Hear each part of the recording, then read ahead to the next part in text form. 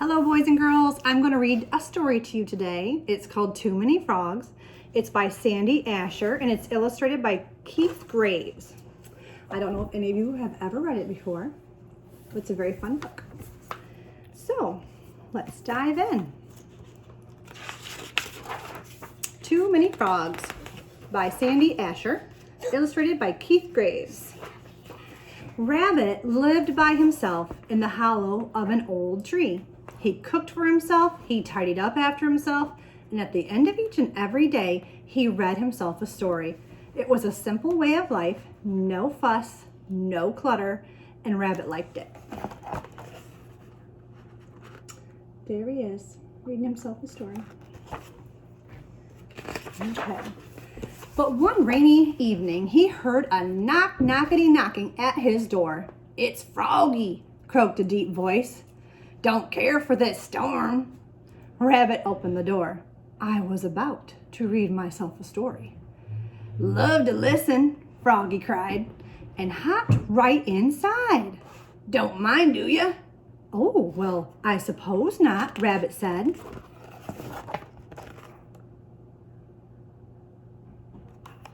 Okay. So, Froggy listened while Rabbit read his story. "Well done," he cheered when Rabbit had finished. "Storm's ended too. Thanks for your kindness. Toodaloo." Toodaloo.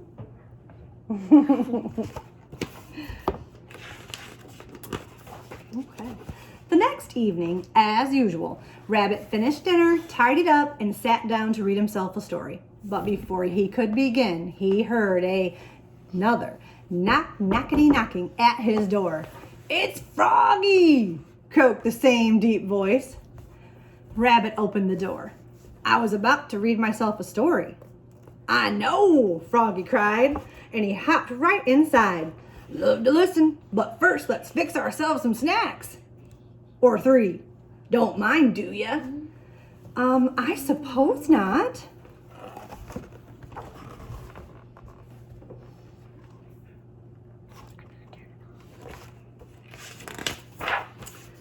So, Froggy hopped and popped and whipped and flipped and mixed and fixed a snack or 3.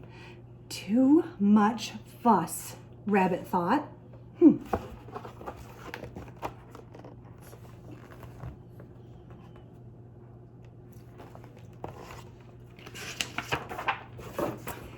But Froggy listened while Rabbit read the story.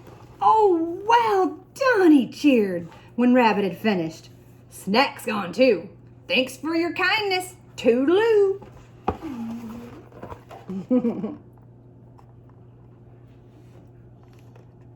There he is, chowing down his snacks.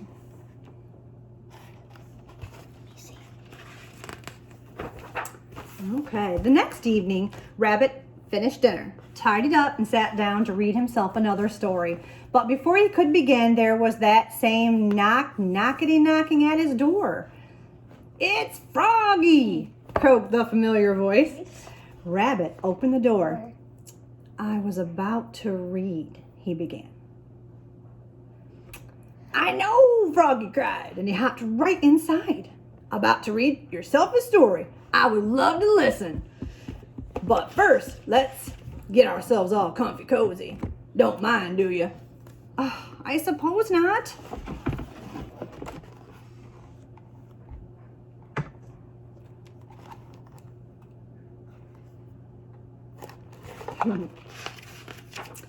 I can tell by the look on Rabbit's face, he seems a little stressed. I'm reading his body language and it's saying that maybe he is not as okay with this as Froggy.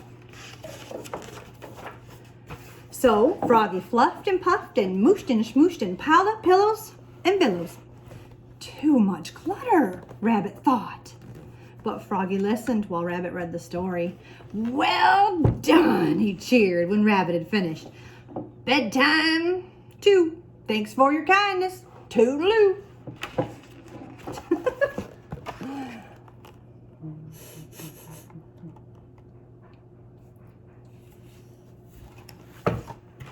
Okay.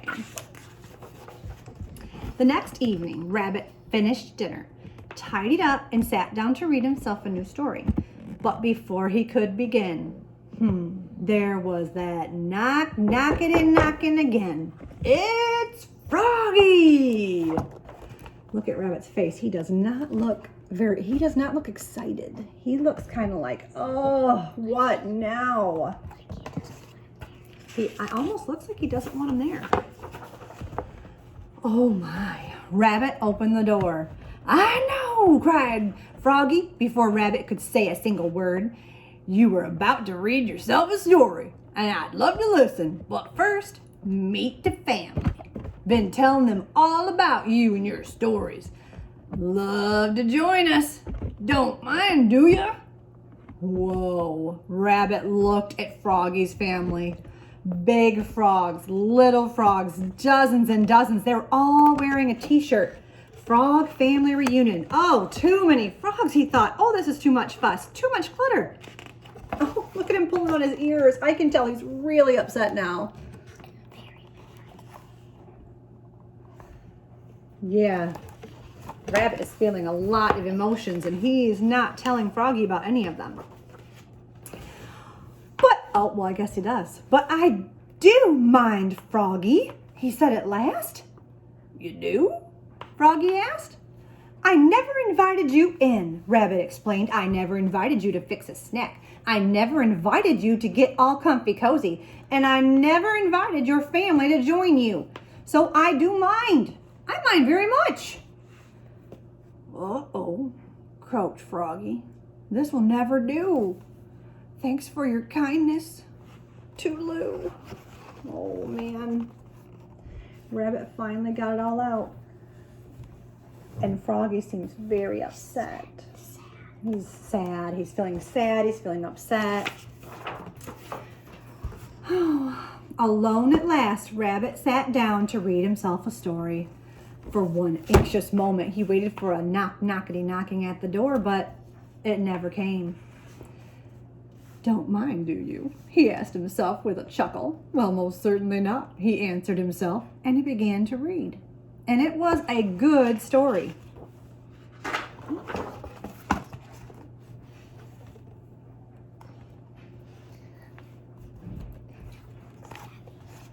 He looks pretty content and happy now. But something was missing. Snacks make a good story better, he thought. So he fixed himself a snack and read on. It was a very good story, but something was missing. Pillows make a good story better, he thought. So he fluffed himself a pillow and he read on. It was an exceptionally good story, but something was still missing.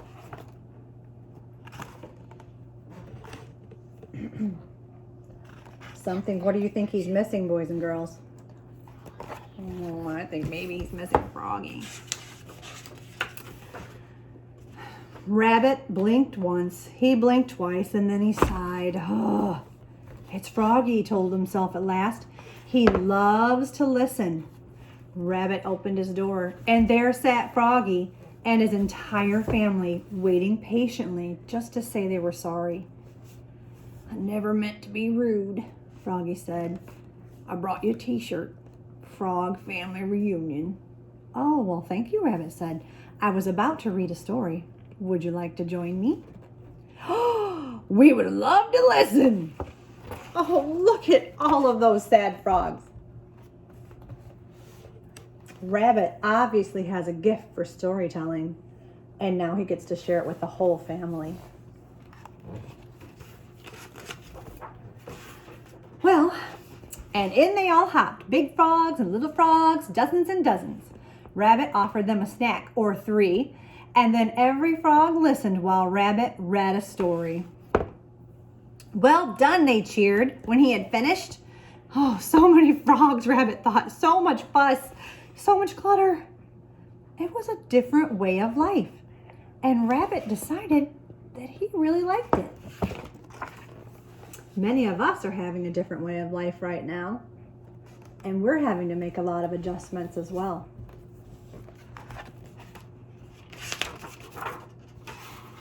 So, boys and girls, I hope you enjoyed the story today. Too Many Frogs by Sandy Asher, and I hope that you will come back and listen to more stories. Thank you.